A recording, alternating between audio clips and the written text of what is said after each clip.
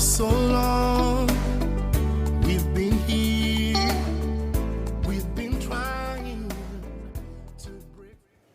Hi there! Did you know it is important or it is possible to have fun and learn at the same time? Welcome to another fundicative series of the Springboard Hangout, where we fuse education and fun together. My name is Comfort Okran. We started a series on falling in love. And when you hear the falling in love, it's all about red, it's all about, the jive that you get, and that kind of stuff. But we started with the basics and we learned about how to love ourselves. And we realized in that session last week that when you love yourself, you are able to see who you are in your entirety and appreciate you for what you have, and take both the good, the bad, and the ugly and enjoy life. Tonight, we are going to talk about loving others, and we learn with how to live with others to have an essentially and happy life. Our guest today is very compassionate. He is also very passionate about teaching others or teaching people about the love language. And so help me say welcome to Amos Kevin-Annan. He's very, very famous, and you know that. Do share with us what you'd like to learn from Amos in this particular edition. How to live with others, how to enjoy, how to even, if someone is really, really getting on your nerves, how to calm your nerves down and still learn to live with that person. For you out there, can you let us know where are you watching us from, and let's give us a shout out. And we have a special exercise for you.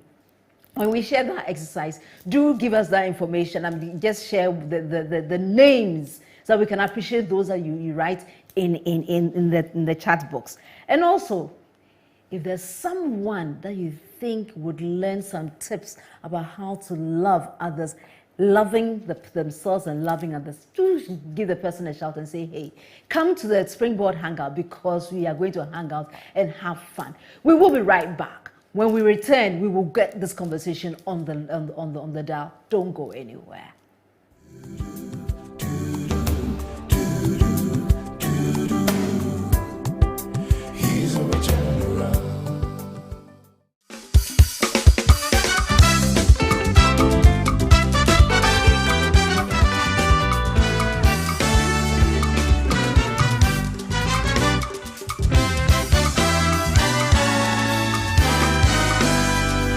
Machonyegbe ajiha, machonyeji akafu, machonyenuse awado nambawu esiayi. Machonyegbe ajiha, machonyeji akafu, machonyenuse awado nambawu esiayi. For my way,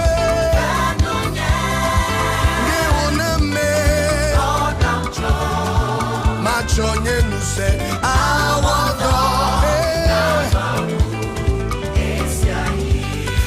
For my way,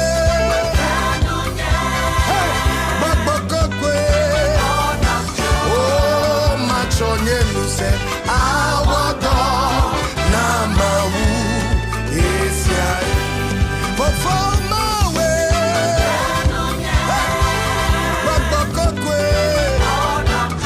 oh, Machonye nu se awado.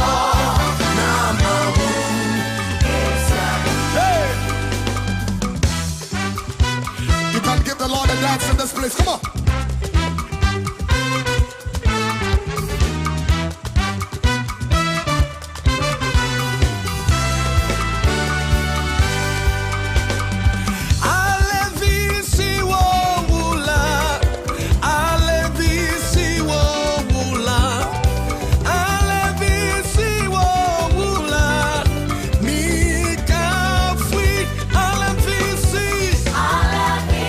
Come on, everybody.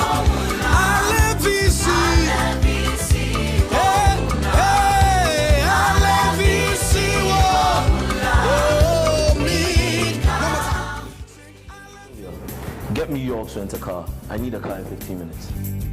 Hi, I'm Jake Morris, and I travel globally. But when I'm in Ghana, York's Rent a Car is my reliable choice for safety and comfort on the road. York's Rent a Car provides comprehensive logistics services to mainly blue chip companies as well as individual clients. At the time, we needed a car rental service, and York's fitted in very well per our standards. Their services is top-notch. Drivers are on time. It was beautiful to see them behind the wheels. And anytime they pick up a guest, the guests were very, very happy. Already? Excellent. York's Rent a Car provides services and expertise that include meet and greet services at the airport, car rental, driver personal outsourcing, and vehicle detailing. What's the problem? Izio, I told you, York's Rent a Car delivers world-class service to its customers, having their highest safety and comfort in mind. So watch you. Two of us are open for him. York's Rent a Car runs 24/7 operations where customers can make car reservations and inquiries of our services online and also call our hotline.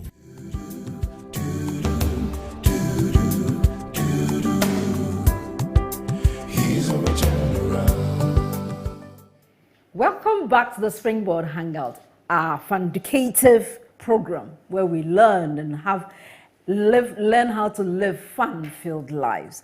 As we said, today we are talking about falling in love, and today we are looking at loving others. And we have in the studio a certified life coach, a youth minister, a healthy homes advocate. Has worked with the Pentecost University as well as the Pentecost Church for over 16 years and addresses different corporate groups like Stanlib and Absa Bank and so on and so forth. He has been named as one of the top 100 speakers in Africa, and this year was nominated under the Motivation, Leadership and Religion category of the Millennium Excellence Awards. But more MB. Kelvin, Pastor Kelvin or Sir Kelvin, welcome to the Springboard Hangout. Thank you. It's definitely an honor to have you here. It is an honor sitting next to you, uninhibited. Exactly. I mean, here we just have fun and just take the conversation as it is. Yeah. And today we are talking about a very important topic. Certainly. Yes, love and love and love. Today we are loving others. Okay, so let's, from your perspective, what is love? Somebody once said that love is a feeling you feel you have never felt before. To define love. So in discussing love, there's a component that is a feeling. There's a component which is a behavioral pattern. There's a component which is values. So when feeling, you put the feelings, behavior, values. Yeah. So if you want to measure love being extended to you, there's a part which is warmth, which is a feeling you are going to have. A feeling of belonging, a feeling of acceptance is there. Then there is also a behavior pattern. So the person will exhibit certain traits that will lead you to conclude that this individual is in love with you. And then because they love you, there are certain values that they need to exhibit. For instance, they do away with hypocrisy, so they are not double-faced. They deal with the issue of honesty, transparency. These are things that would come simply because an individual shows love to you. A value system as loyalty. Are they loyal to you, or they are trust breakers? So you have these kinds of parameters that you can use to evaluate love. I see. So here you are. You've given us a very beautiful definition about love being a feeling, being a behavior, being a value. And today we are looking at this in relationship with others. Is it only these relationships? I mean, sometimes people will think that it's just only when you have a significant other.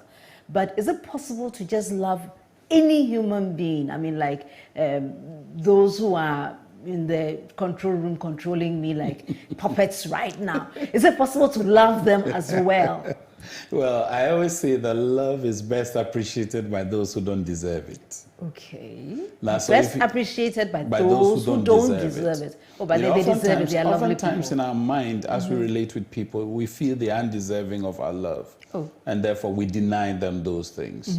Now, we must come to a point of appreciating that loving another is actually a human trait. Okay.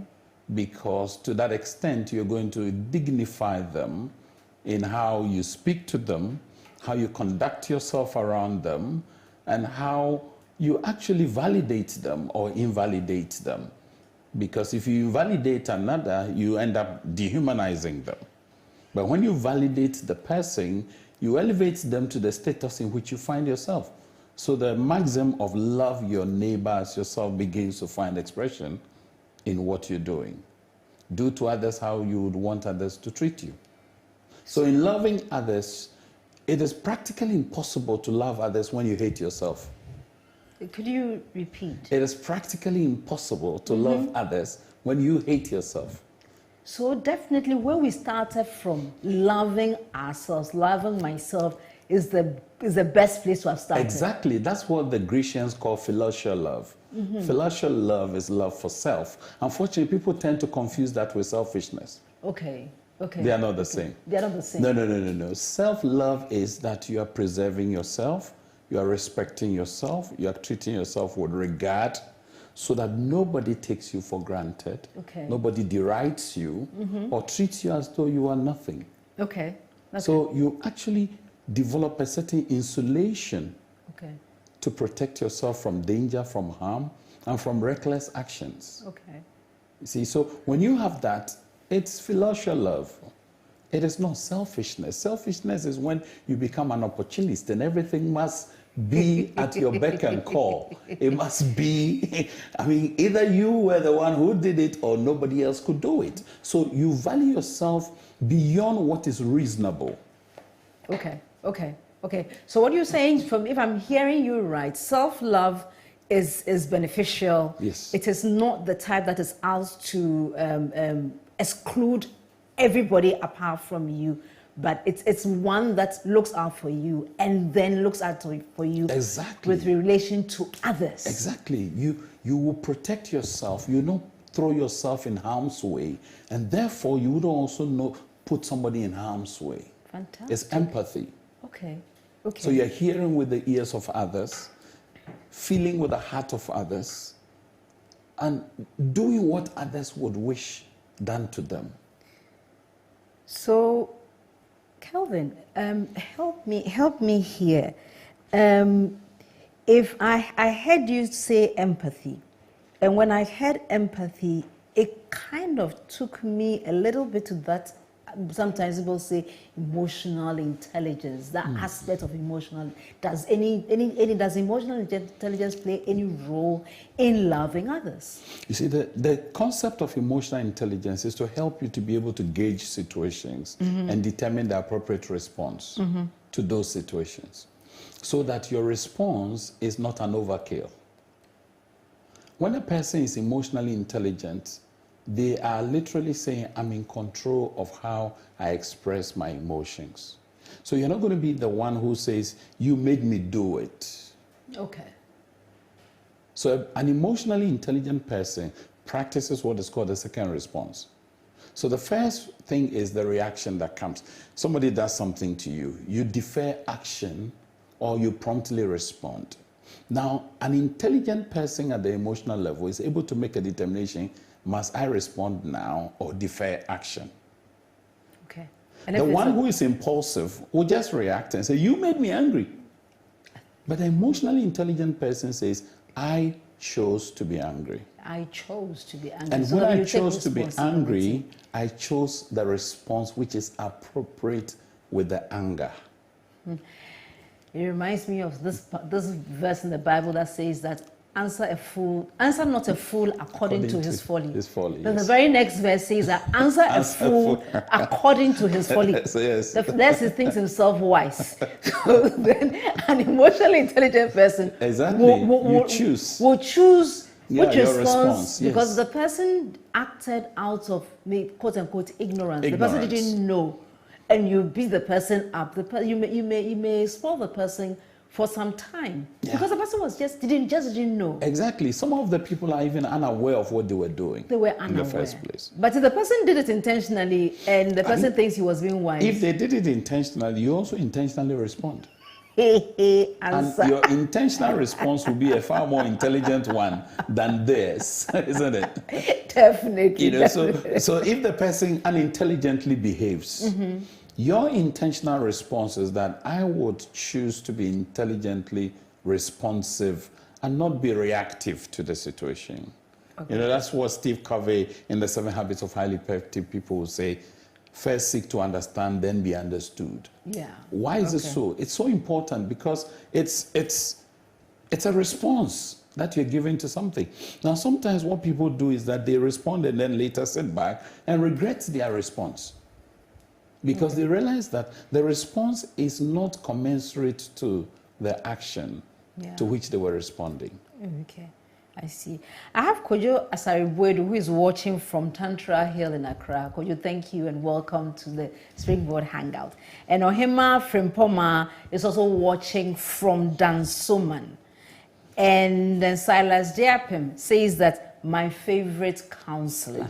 Charlie, the fans are flowing. Mercy on my head. Okay, so then, if we've looked at love, we've looked at what it means, we've looked at it at the emotional intelligence level. I want to find out. I think who is other? Well, other persons will be persons who are not you. So other could be your colleague in the office, a neighbor, a relative, a friend, a schoolmate. Somebody you met casually, a stranger, if you like. Now, that person expects you to behave in a certain way towards them. Now, that behavioral pattern is actually hinged on your value systems. Okay. Now, whatever you do would leave a certain impression of you on them. Could you repeat that? Whatever you do to that person will leave an impression on them. Okay.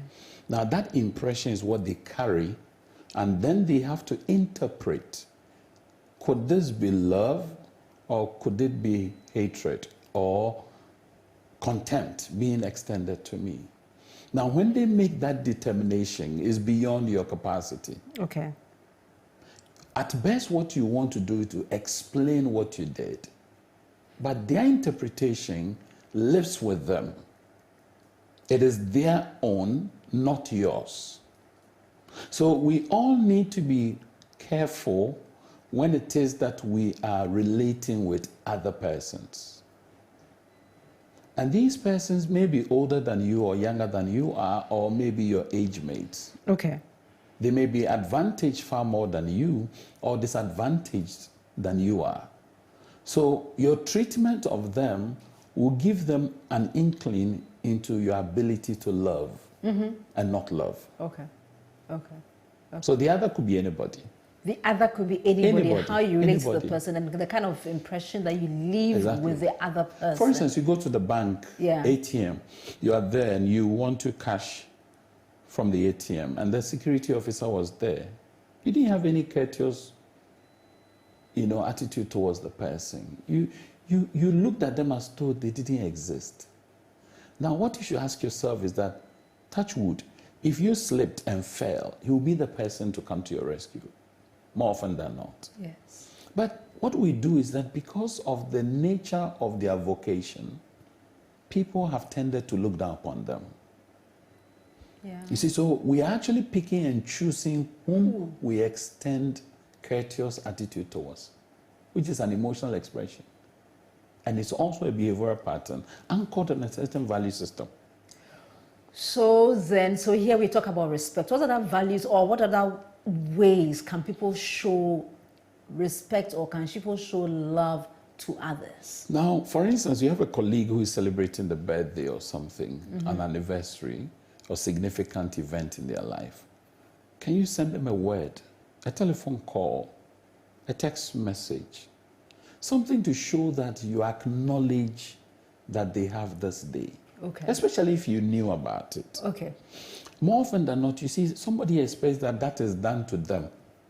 But they are hesitant or reluctant doing it for other persons. Because there are individuals whose understanding of love is when they feel affirmed. Okay. So what is it in them that you can affirm? It could be the way they carry themselves. It could be something they are very good at. It could be something that they have tried and failed, but they have succeeded all of a sudden. Can you affirm them for what you see? So affirmation is a commendation. language of love. Yeah, it's a language of love. Yes. Well, what other languages For others, it's a gift. Just a gift. A token, something to give to a friend on that day. Some people would actually interpret that to mean you love them. Others too is a touch. But this is tricky in the sense that in the wake of COVID. not only COVID, but harassment and all that. The Me Too movement and this one and so forth. Touch becomes a far more complex thing to pursue. Yeah. Others, it's also time.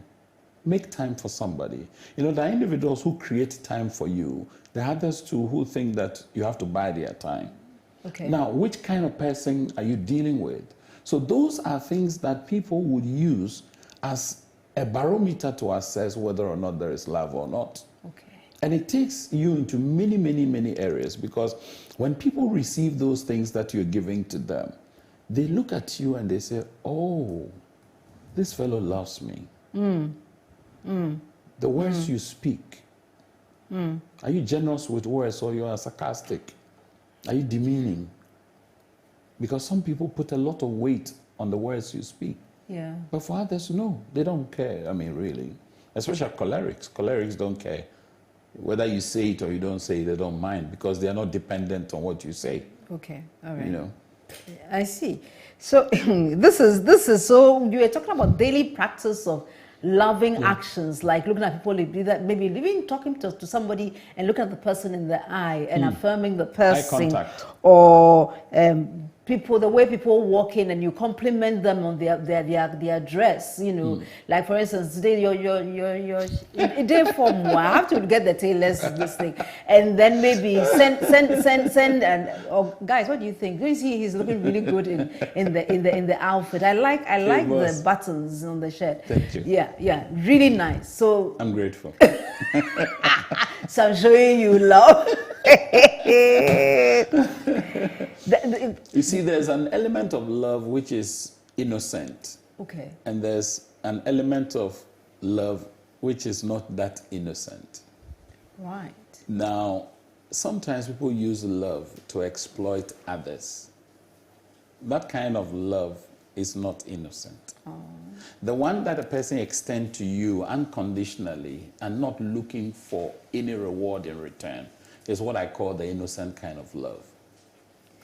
Is that the type of love where, I mean, this one I'm going to the Bible a little, where Jesus said that if you do this to the least of my brethren. The least. The least. And the word is the least. The least. So where you extend love to anybody or anyone around you who, quote unquote, you may be bigger than, you're big obo, but you are bigger than the person, but you extend compassion, you extend human feeling. That's a very important bit, especially when you harp on the subject of empathy. Because in empathy, there is consideration, there is care, there is fellow feeling, as you spoke about. So I am higher than A, but A is higher than C. How do I relate with A, and how does A relate with C? It becomes unfortunate when I relate with A, whom I am quote-unquote in ranking higher than, and yet they relate with C in a shabby manner. So it's painful. It's painful. It's painful.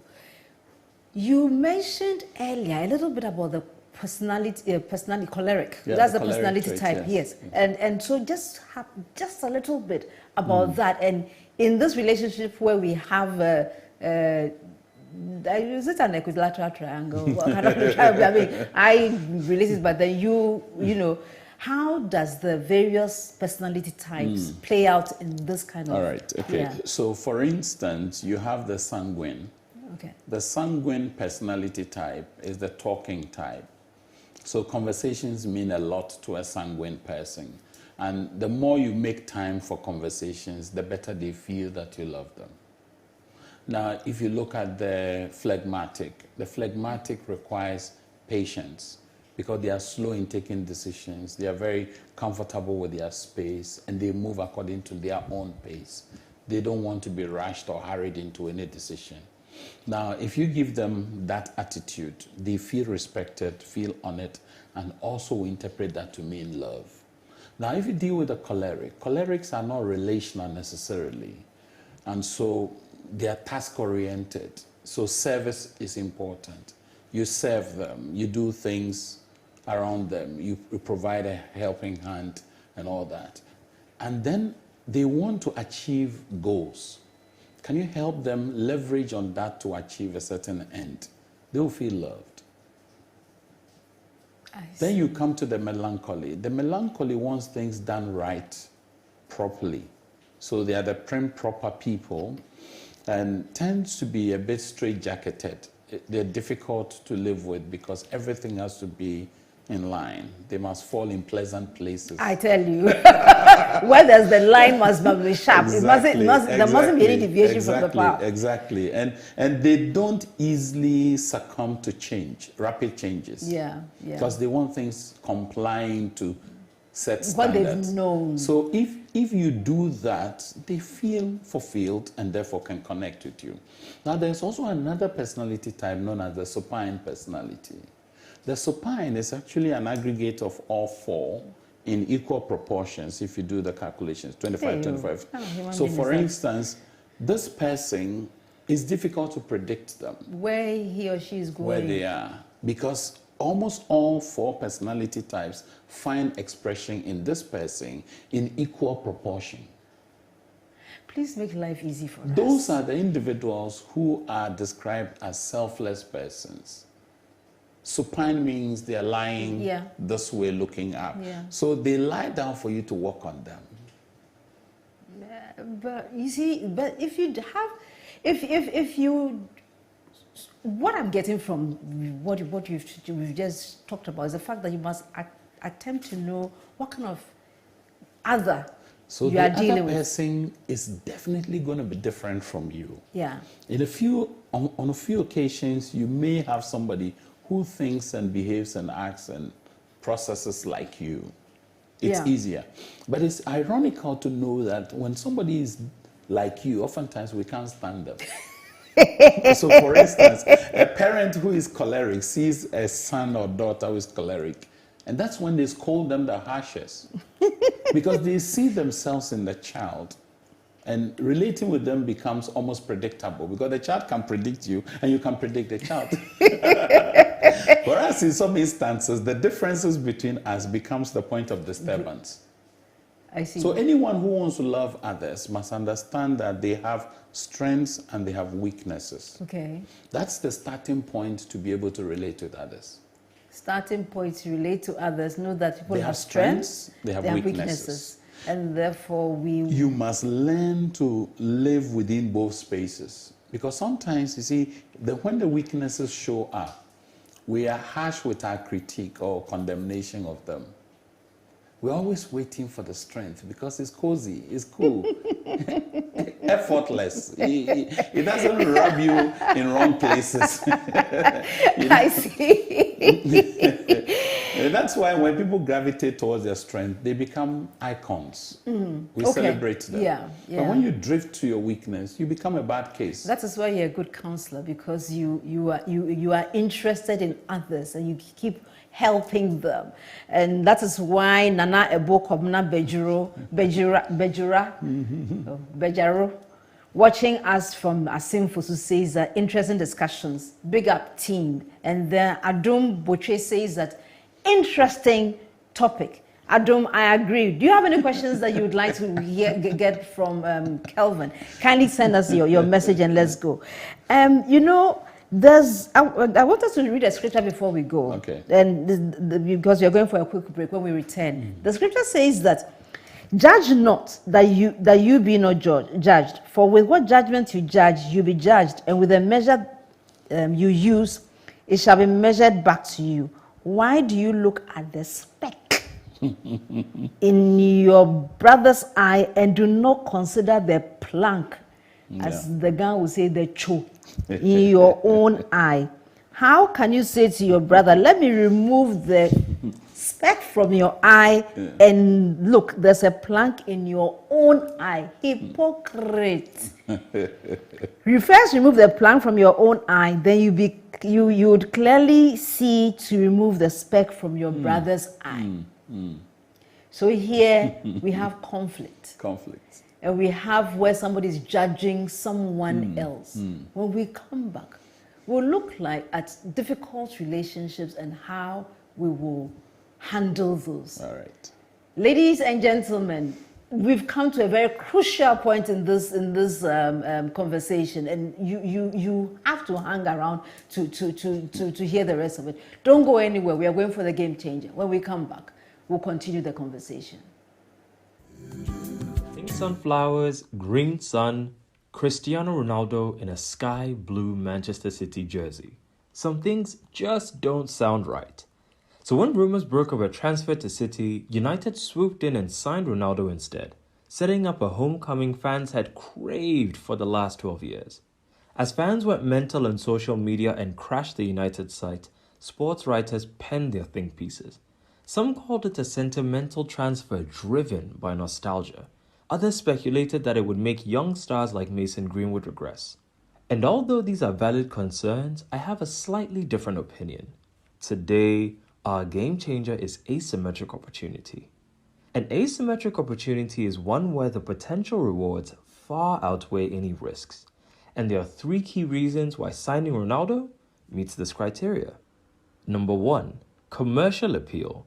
Signing Ronaldo raised United's share price by 9%, a whopping 300 million. 2, team morale. Ronaldo is a notoriously hard worker who can drive his teammates to excel. And 3, star power. In all the excitement, it's easy to forget that Ronaldo is one of the best players of all time.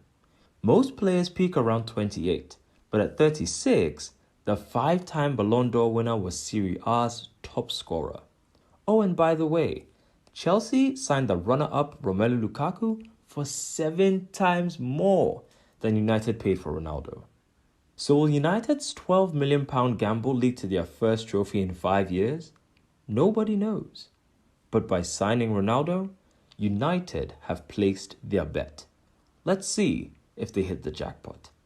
This has been the Game Changer with Jojo Okran. Have a phenomenal week.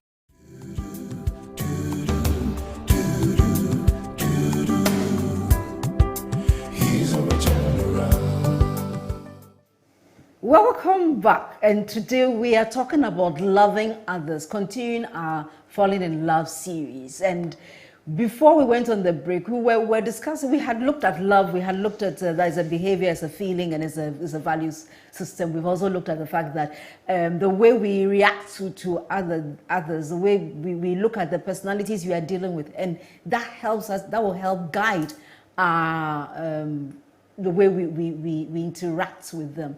So following then I asked him a difficult question before we went on the break, and he's coming to join that with a game changer.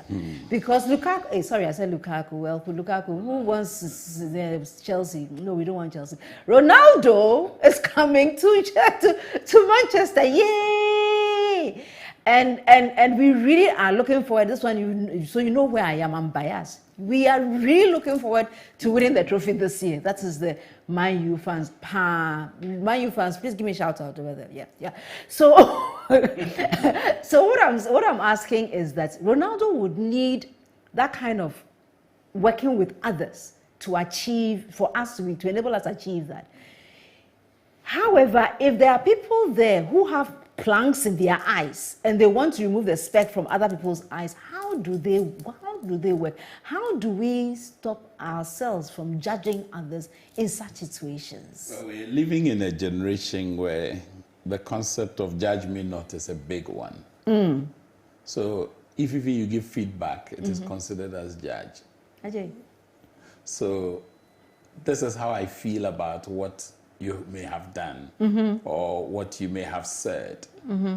Now, when I give you that feedback, do you take it as feedback to work on, or you take it as condemnation to feel guilty about?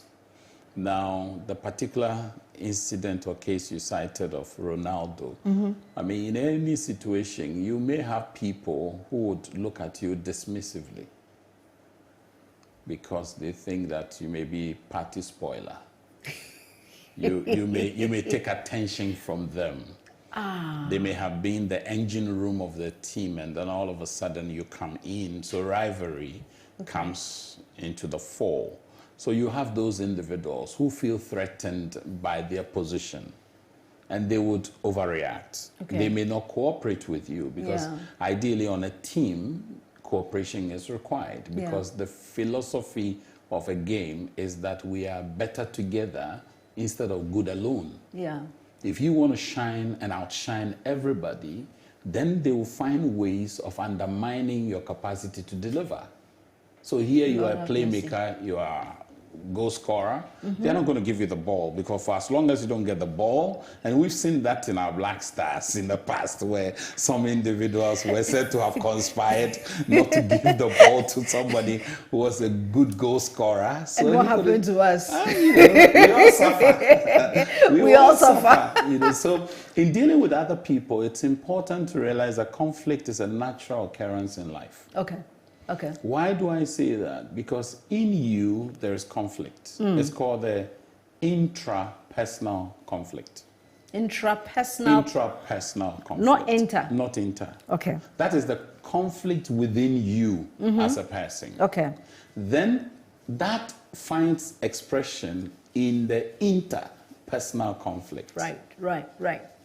Where people are unable to manage their own intrapersonal conflict, it shows in their interpersonal relationships and the conflicts that ensue thereof.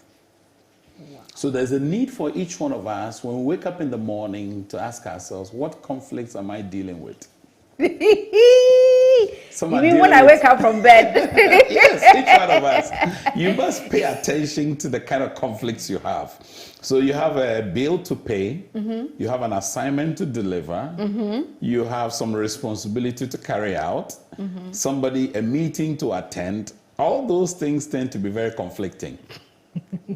Especially when the time is not plenty. Exactly. So you woke up late instead of your usual time. You had the alarm go off, but you never got out of bed. Meanwhile, you are hard pressed with time for a meeting. The stakes are high already. So, for instance, you come to the office space. If somebody does something small, it can trigger an explosion. Volcano. You see, so the intrapersonal conflict, its impact is that it implodes in you if you don't manage it. So you will be bearing the brunt of it. You'll be hurting. You'll be brooding over it. But where it is the interpersonal conflict, then it explodes. So it either hits you in the face or hits another person. So there's a need for each one of us to look at our own conflicting situations. Because sometimes the other party had not done anything whatsoever to warrant your anger, to warrant the words you used. You know, those unprintable words that you may not be able to retract or delete, because there's no delete button in the air. No. And yet these words mean much to people. Yeah. Now, so there's a need for us to look at that. Sometimes people try to avoid conflict, but it's impractical because life is a conflicting journey. It's a conflicting journey. It is a conflicting journey. I mean, for people who are religious, they will tell you sometimes there's a conflict between your spirit and your flesh. Yeah. You know, they war against each other. Paul said it so eloquently. Yes, they war against each other. Sometimes your thoughts are going wayward, going berserk. And you know that where your thoughts are heading, that's not what your spirit desires to be. So there's got to be some arrest Yeah. in that area, because the spirit, the soul, and the body operate on a majority rule principle. So if your spirit and your soul are aligned together, your body has no choice but to follow suit. It matches the same way if your soul. There's democracy in the body. Oh yes, I mean, Okay. there's a majority rule system there. Yeah, okay. That's why you must work to bring into alignment your spirit and your soul, so your body will comply. Then you'll be able to do what Paul says, I buffet my body into submission. Why? Because his cognition is ready for that. His spirit is ready for it. Okay. But where the flesh and the soul gang up, your spirit will be weak. It doesn't matter how fiery you are, your spirit will be muted.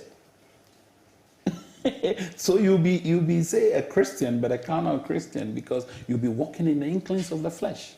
Forgive. Kevin-Annan Watcher says that, Josephine, you are most welcome tonight as well, as usual. I just joined and I'm loving it. And Amelowusi, how? He says that I love this. Governor Humphrey, hey, good to see you. You promised that you'll be here tonight, and you are here tonight. You're saying we are better together instead of good alone. Nice.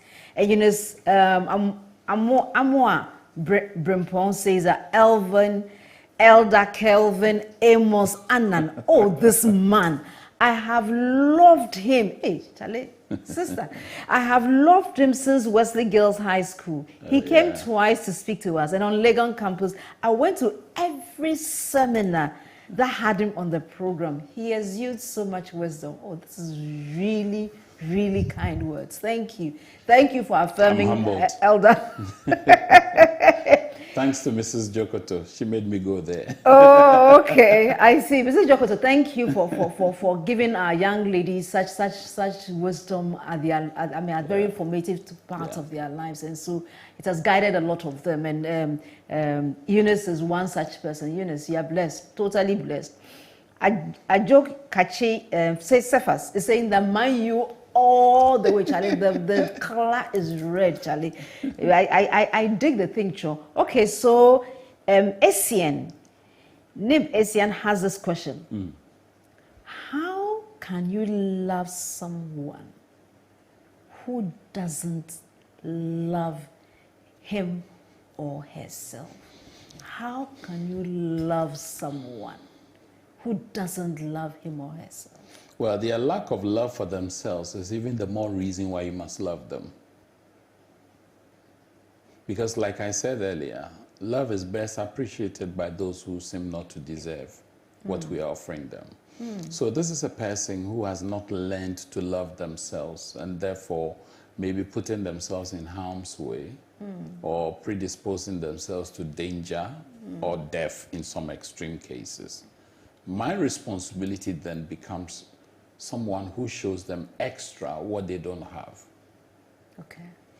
You see, oftentimes people say, I love you 50%, you also love me 50%, and it becomes 100%. But you will be amazed to know that this person may not have experienced what is known as love from their formative years. Okay. So the building block of their life is not founded on love. Okay. And therefore, they harshly treat themselves, they disregard themselves, they are not kind to themselves. And so it is easy for such a person to extend the same behavior, the same attitude, and the same value system to other people. Yeah. Those of us who understand that we must love others in spite of, despite the situation, must not conditionalize our love. You see, it is an easy path to travel when you are loving conditionally. So you do this, I will love you. Because you must get you must get something in return. Hey, this one, the person is, before you know, the person is even abusing you, and you want us to continue loving those who abuse us. You see, what you don't have the latitude to do is to be filled with hatred. Yours is not a calling to retribution. You don't have the luxury to retaliate. I mean, especially if you're a religious person, vengeance is not yours. Yours is a duty to be generous. But you see, the person did not only cut me in the traffic, the person also went ahead after cutting me very sharply. The person decided to go very slowly, and then when I tried to overtake, the person actually also started speeding, and the road was a two-way. So I couldn't even. I mean, the person was just being so irritable. You want me to continue? They may be irritable, but are you also going to respond irritably, or you're going to choose your response? That is not going to be like a payback to them. Because the moment your response become a payback to them, that is vengeance. That is, you do me, I do you. Tit for tat. Now, we want to avoid that situation. This is where emotional intelligence comes to the fore. Each one of us need to respond to situations with bated breath. Bated breath. We oftentimes are too spontaneous, too reactionary, too impulsive. And anybody who does that, later on, when you find somebody who has a high view of you around, you regret your response. True. Because you were caught pants down, unawares. So basically, you're telling us that number one, we must look at ourselves and find out what battles we are starting the day with. Exactly. And then become more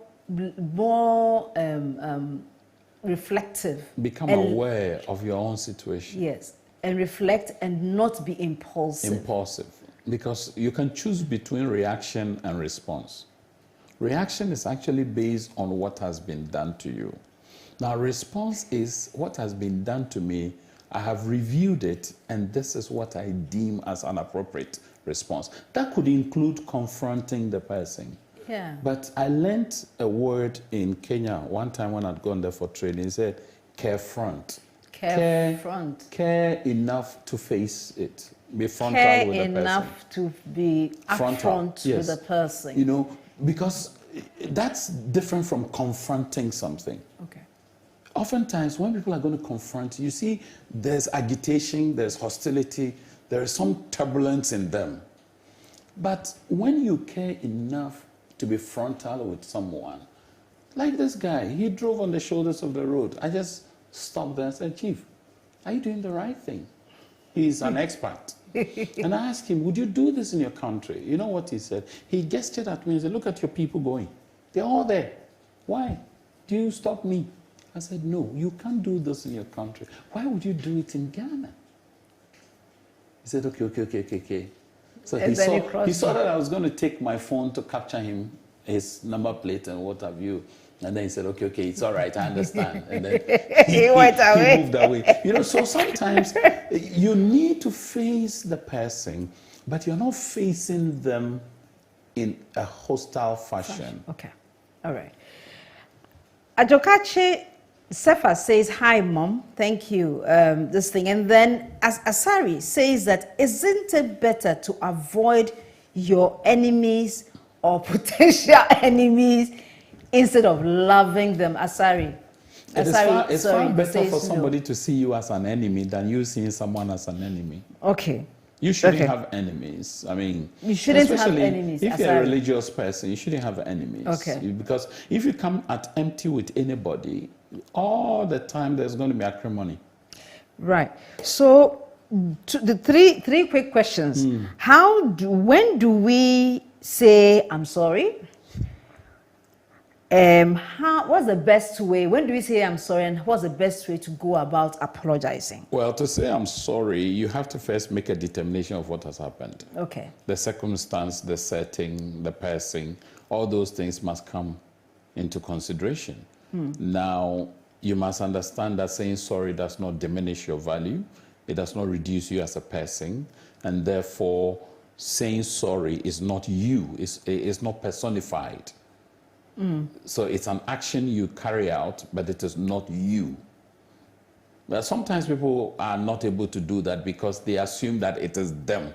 If I say sorry, then I diminish in value or essence. And that's not the way we should look at it. So a person stepped on your toe, or you stepped on someone's toe. Can you say sorry? Why wouldn't you say sorry? If you are not able to say sorry for stepping on another person's toe, it is indicative of the value system in you that you have not been properly brought up. Forgive. You lack the basic courtesies of human interaction.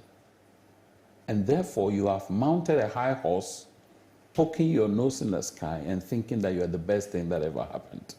Excellent. And the danger is that such persons, anybody who offends them, they are not only going to require you, they're actually going to scold you to say, I am sorry. That's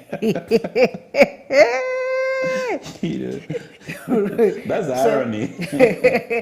Okay, so I heard somewhere, somebody was saying that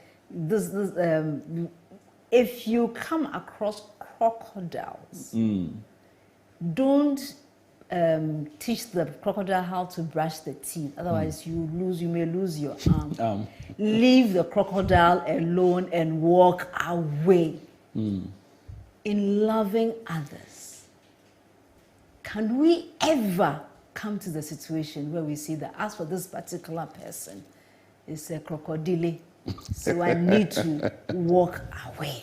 Well, I mean, there are certain individuals who are difficult to love, that admittedly, but they are not impossible to love. You see, sometimes we forget that something being difficult is not the same as being impossible.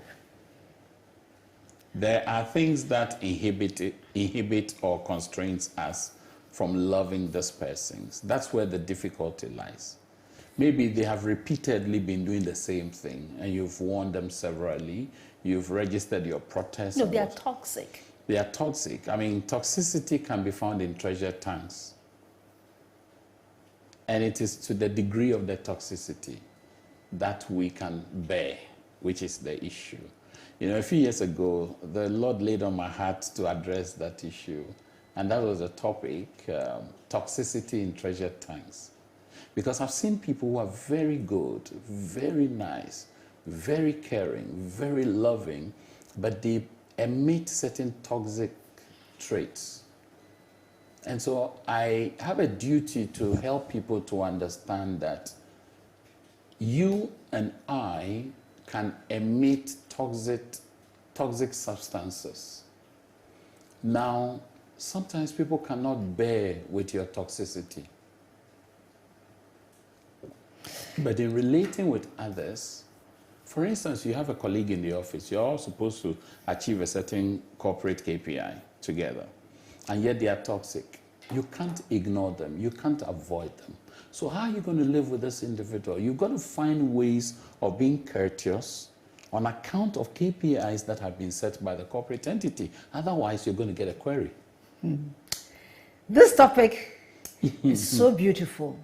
And I'm so glad that we had the opportunity to hang out with Kelvin. Kelvin, we've come to the end of today's discussion. Well, I know, right? Do you have any comments, any closing comments before we wrap up? Well, I would want to say thank you for the honor of bringing me to this Road Show Hangout.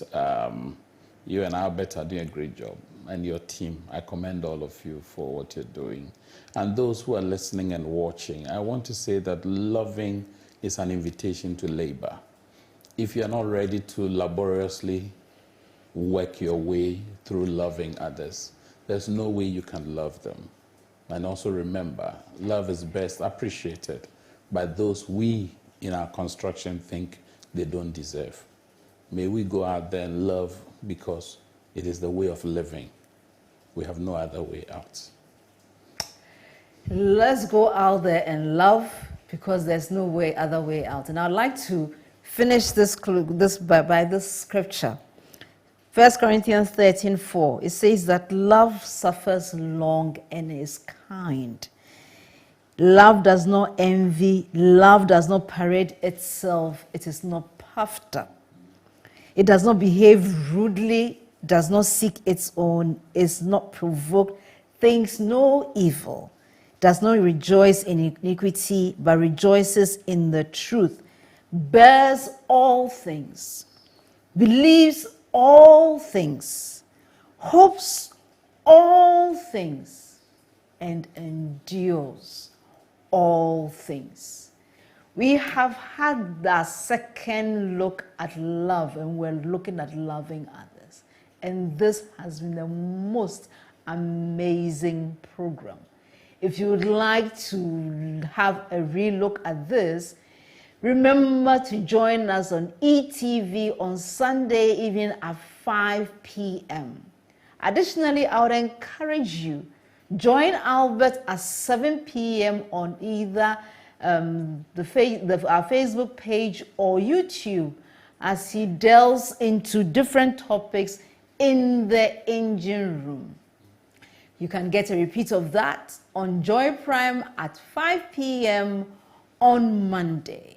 Until we come your way again, it has been a privilege being on this session with you, and it has been a privilege having the one and only Elder Kelvin Amos here with us. We are so grateful. God bless you richly for being with us. And to the technical team, you rock. You are the best. Good night. Enjoy a fantastic week, folks. Until we come your way again next week. I love you. Mwah.